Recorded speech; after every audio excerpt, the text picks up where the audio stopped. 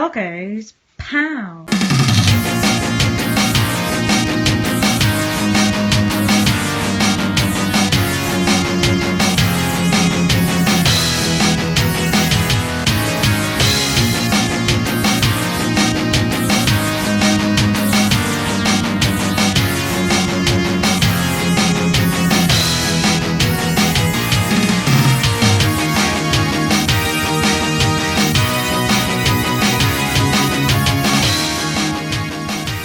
Right, let's have a look at even more forgotten arcade games.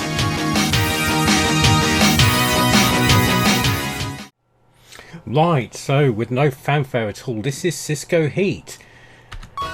It's sort of Jaleco's follow-up to Big Run, so they're still trying to experiment with sprite scaling hardware in their arcade games. Let's see how it goes. So select your car for speed or for cornering. We're going to go speed because this is an all-American road race, don't you know? Where the police are spending their taxpayers' money racing cars across America.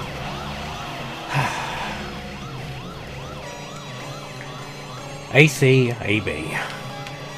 Ah, and we've crashed into a toll booth already because that's the way it goes. Right, so racing through San Francisco, a home of police chases. This sort of seems like Jaleco really wanted a piece of the Chase HQ pie, but rather than racing down criminals and banging them off the road, you're beeping your horn at other police cars, maybe from rival forces. They're in different coloured cars, so that's probably the case. I'll just remember this game has these stupid right hand turn things which you can't see where you're going and you do shit like that.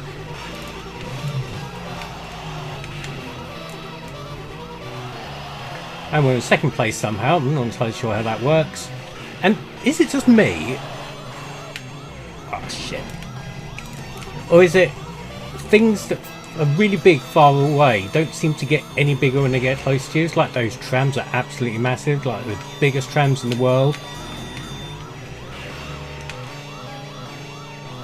The music's a bit weird too, isn't it? Right, okay, another right hand turn here. 15 seconds to make the checkpoint. It's not that far away. That coach is huge. And that goal sign is not coming very quickly. That's very strange. So, reach the end of the first stage and the police car inspectors turn up and stick their noses in your car. Very nosy. Next up, Union Square. I don't know San Francisco. I presume it's a place there.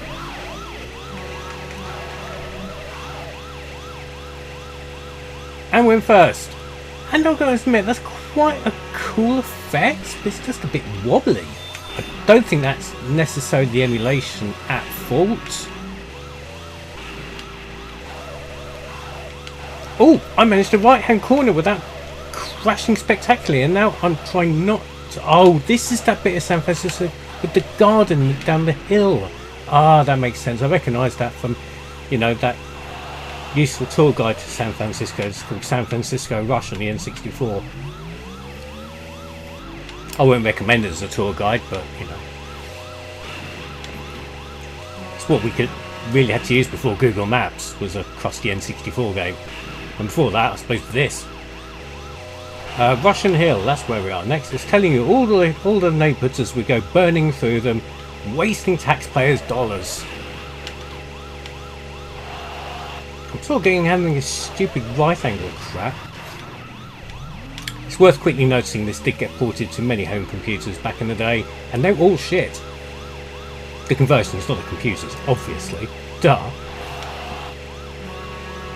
Can't believe how big those buses are. They're almost as big as your mum.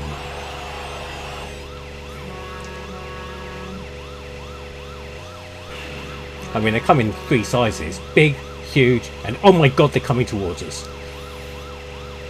I mean, you could put a raincoat on it and call it a tent or something. I don't know. I'm running out of these jokes. It's not my forte.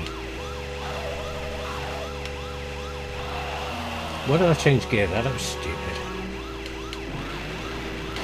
Oh, and I hit the back of a truck. California Street. And that car's on its side. Apparently the piddly horn is supposed to make people move out your way. You know, like a siren's supposed to do. You know, like those things that police cars have that make noises so people get out of the way. But no, you've got siren all the time, but you've got to use the piddly horn. Right, we are retired. So yeah, quick on Cisco Heat. I don't feel the need to play any more of that, but look, I got that far into the race, I didn't even get to see the Golden Gate Bridge. Oh well, never mind, very sad. Right, so next up we have the Deep from Wood Place Incorporated. That household name. Now the weird thing is, this game was US Gold wanted to make a household game because they licensed it for home computer release. I did remember playing it on the Amiga, but vaguely, but I don't really remember it more than that. So nuclear missile blows up somebody's hi-fi stack or something, I don't know, and you play a boat, and it's one of those depth charge boats that drops depth charges, surprisingly enough. And there, your little thing at the top there shows your depth charges. This appears to be 2 players as well. So this is really an evolution of that Seawolf coin-op to a degree, which in itself is a bit like Reverse Space Invaders. That was very close.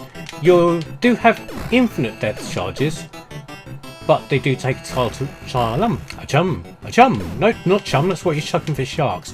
They take a time to recharge, and you've got 2 positions to throw them front: the front of the ship or the back, so I suppose the stern or the bow if you're so inclined. And oh shit,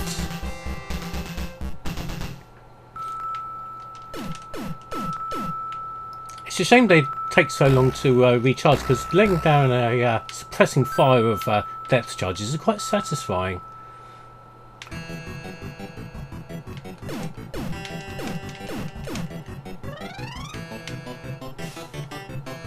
Like that. Oh, very satisfying. But yeah, it's an update of a really old concept.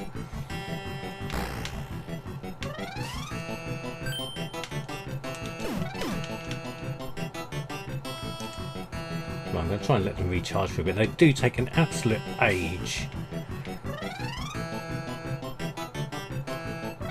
And these mines will eventually disappear.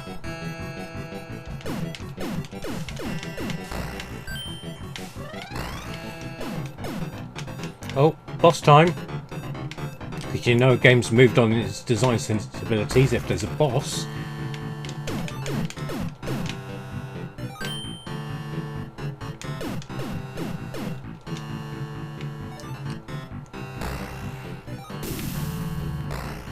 Excellent. Hit some magical weak spot shit. What's that siege do you reckon? Oh, complete reload. Okay, that's fine. We'll trash the boss with as many of these.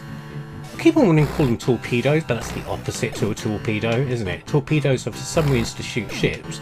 Depth charges are ships to shoot submarines.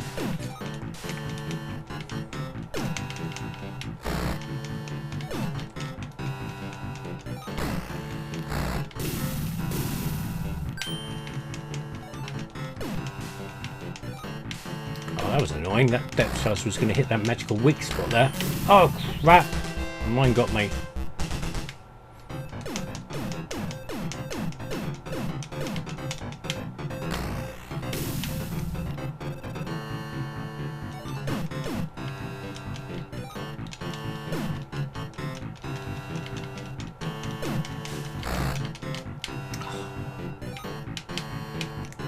Yeah, a bit irritating. If you had more... the depth charges respawn faster, it would be more fun. Because that is satisfying. Waiting for them to reload is not.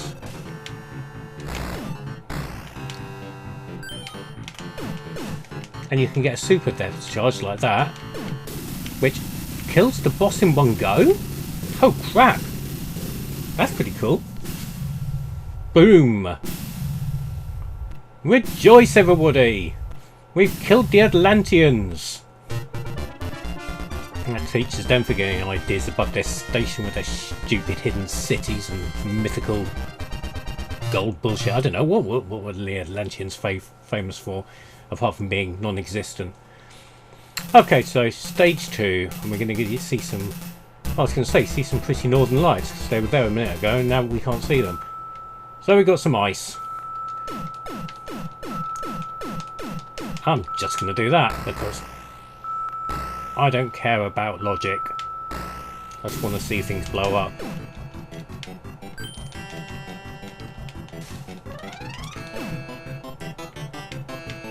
Music doesn't change. Interesting curio about this game. Around about, I'm going to say about 10 years ago, I was browsing eBay just really for arcade memorabilia, and I came across the original painting for the US gold release for this on screen now, and I thought, oh, that's cool, that's the artwork for the Deep, and it was listed as something else, something random. It was completely illogical what it was listed as, and I thought it was cool. But I didn't buy it. I sort of wish I had now. I think it was about £70, which for an original piece of artwork isn't too bad, but I didn't really want it. I'm sort of regretting it now, not because I like this game. There's an elephant and another elephant, but because it would have been cool to have an original piece of artwork. But I wonder what happened to that. I can't remember what it was listed as. It was listed as something stupid like Capcom Art or something like that, which it quite obviously wasn't. But interesting nonetheless. But yes, there is the Deep, and it is not deep by any stretch of the imagination. Right, next we have Desert Horde, Desert Hawk, Desert Assault. So many men were trained, let's put all their credits in for them, and only 4 were chosen. And a top secret squadron. What? Of penguins? Are they the penguins? In the Persian Gulf? With the penguins? And now... Yep, there we go. So, select your player. Who are we going to have? Let's have Captain Bandana. Colonel Troutman's unofficial likeness there. Rescued hostages. Right, mission 1. Very stylised mission 1. Very nice. Shoot the wall. Break in. Excellent. What we've got here is Data East's answer to Mercs. With the most rock soundtrack ever. Oh my god, they recruited Steve Vai into the army to play them an anthem. And he's shredding. Like, I'm shredding all these nondescript Middle Eastern bad guys. Not in particularly good taste, really, is it? And that guy's taking a lot of hits to kill. He's got a shotgun. Oh crap, wasn't that? That's the same gun. Oh, there we go. Shotguns are always spread guns in these games. And there's a truck full of bad guys. We do get a very big smart bomb. Very impressive. And the guy's on fire. He's still running around. He's a maniac. Go and rub some dirt on it. Rocket launcher dudes. I mean, this is Data East. People have always said that Data East is the video game equivalent of Canon films, with just extreme, low budget, low fi fun. What does this weapon do? It fires magical laser blast. It looked like a minigun when I picked it up. But... And there's a Jeep. Let's nuke the Jeep into non-existence. Fantastic. Get on the helicopter. Helicopter, helicopter. Sing the national anthem. Helicopter, helicopter. This is amazing. I don't care that helicopters getting shot up. This is so cool.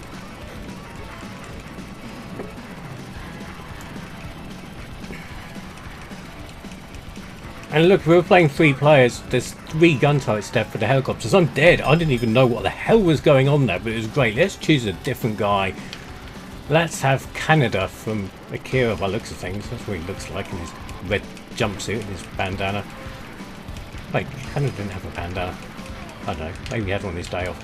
Oh, he doesn't look anywhere near like Canada now.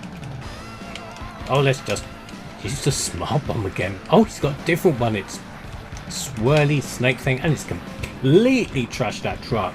That's amazing. Where are you going? We're heading inside? Oh, okay. Oh, breaking and entering. Got some vitality there. Are you the hostages we're not supposed to kill? Okay. Mission accomplished. Wow, we only did it by killing one of our operatives. There we go. Hostage rescued. Returning to base. Brilliant. Let's see what stage 2 has to offer. Colonel Troutman. Mission 2.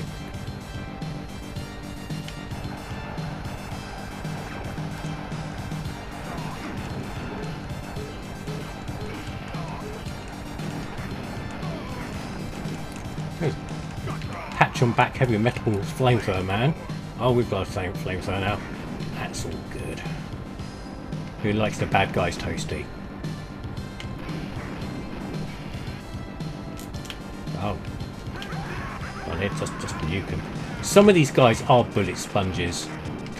Quite a degree. Guys on... Ah, snowmobiles? Okay, right. Now, I do remember reading about the Japanese version of this, which would explain the penguins. I shall explain. This stage in the Japanese version was supposed to be an Arctic stage, and the game wasn't called Desert, whatever it's called, Thunder Breakers. I can't remember what the game was even called now, I'm so distracted. It was called Thunder something. But yeah, each mission took place in a different part of the world. This is supposed to be a snow stage. So that explains the skidoos and also the penguins at the beginning of the game. Why is these guys not dying? I'm putting all my heavy weapon bullets into it. Get some damage. Shoot the rock. It's actually really hard to do. I seem to be getting stuck on it. Right, let's go with this guy.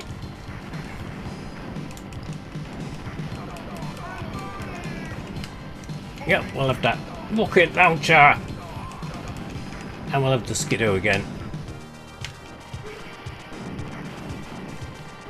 Definitely makes shorter work of the stage, because it's just going very, very fast.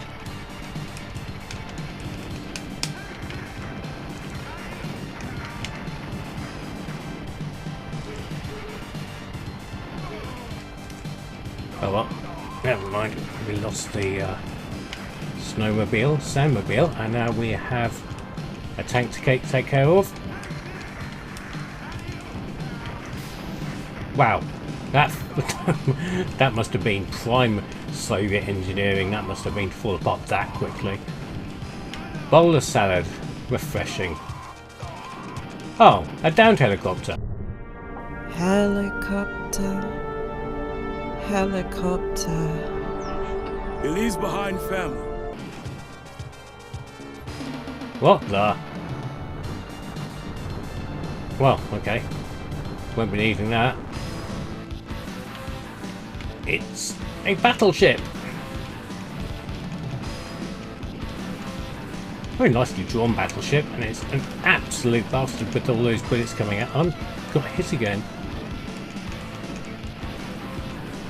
And they've kicked up the ghost guitarist up to 11 now.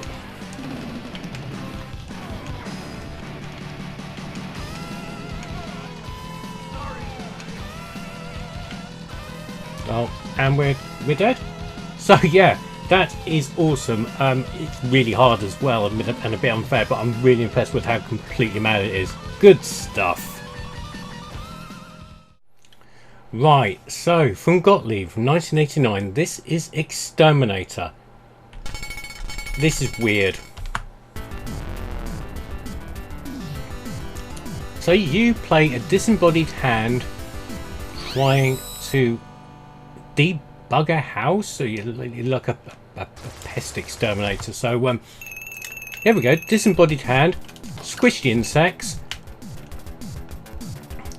and you can shoot from your fingers because of course you can. But also you can pound these cans, and if you pound these cans you can move the tiles, and if you can move the tiles you might make a line of tiles, and I think that's the end of the level. Oh shit, I just burnt my hand. Not burnt my hand, stung my hand with the wasp. So if I pound this one, yeah, I've done some kind of weird Tetris shit to the floor and I move along. So I get a red tile bonus and I move to the basement where there's tanks and pound them before they shoot and stay away from stray bullets. Okay.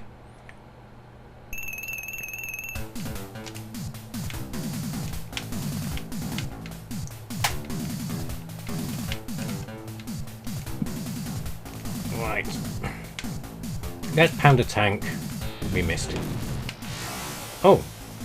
Wow, the tank's bullets are powerful.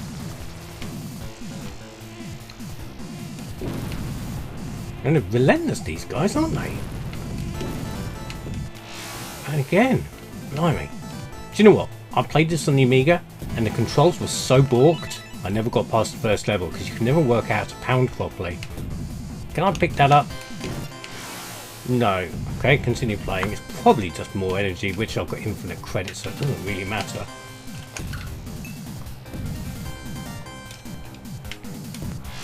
And you can only pound when you're only up like towards the top of the screen. And since the tanks are completely relentless,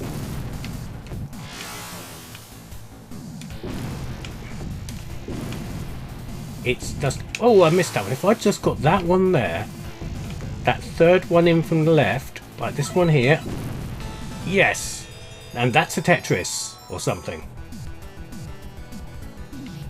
Bonus round, shoot some rats. Actually, I must have got this one in me because this rings a bell. And just for record, I never saw the arcade gamer version of this. I don't know why. Well, money's the reason why it got converted to home system. It just doesn't make any sense whatsoever. It's just so strange. I mean, some kind of weird disembodied hand fever dream. Maybe they're like really bizarre hand fetishes.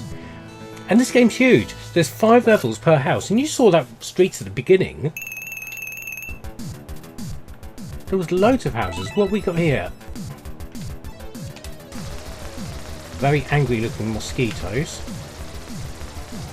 There's also the comic element of the sprites. There's complete contrast to the digitized backgrounds.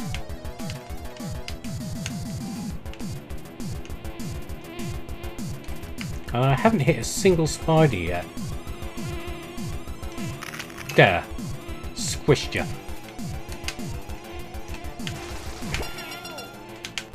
Oh. Got stung by the wasp and lost some energy again. Oh, see. Gripping the mosquitoes will drop tiles as well. Some weird sort of arcade amalgamation of a puzzle game and some sort of weird shooting gallery at the same time. Very, very strange. Into the bedroom. There's... I could do a mum joke though again. What are these? Bats? Oh, we've got tanks again. FFS. This has got to be the worst bedroom to sleep in as well. It's like... That is not fair. I was doing a pound on that tank and another one shot me.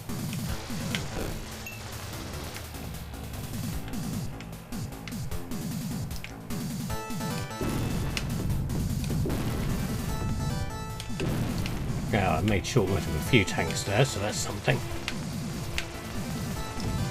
It's just really hard to control. I think the joystick in the arcade game had a sort of a some kind of swivel to it, so maybe that made a bit more sense for the shooting, but it makes no more sense for the game in itself with its really bizarre happenings.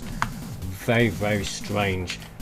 And I'm going to have one more credit before I decide this is enough of this weird fever dream. I'm going to go to sleep tonight dreaming of tanks and tiles all over the bedroom floor and being attacked by wasps and stuff. It's just weird. Might as well go to the attic and see what's going on there.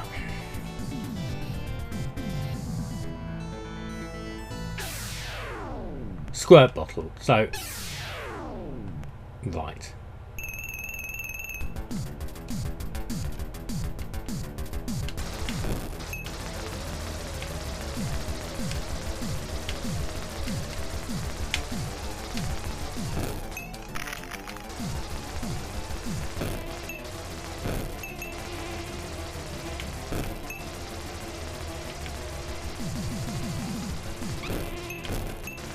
Actually making quite good time shooting down these moths or whatever they are.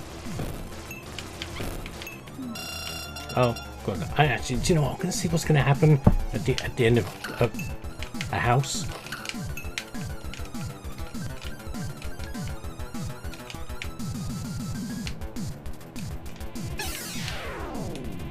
Oh, squirt bottle. Let's grab it.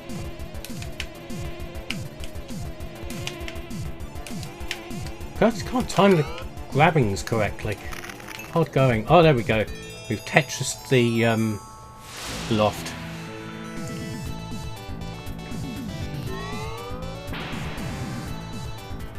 So yeah, we just move up the street into the next house. Reminds me of that bit in Breaking Bad where they keep on using people's houses as meth labs when they're pretending to do exterminations. That's what this is. Walter White's disembodied hand.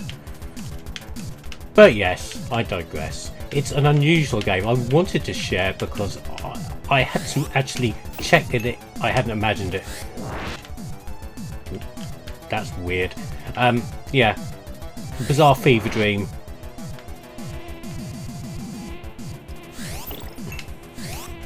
But yes, it does indeed exist.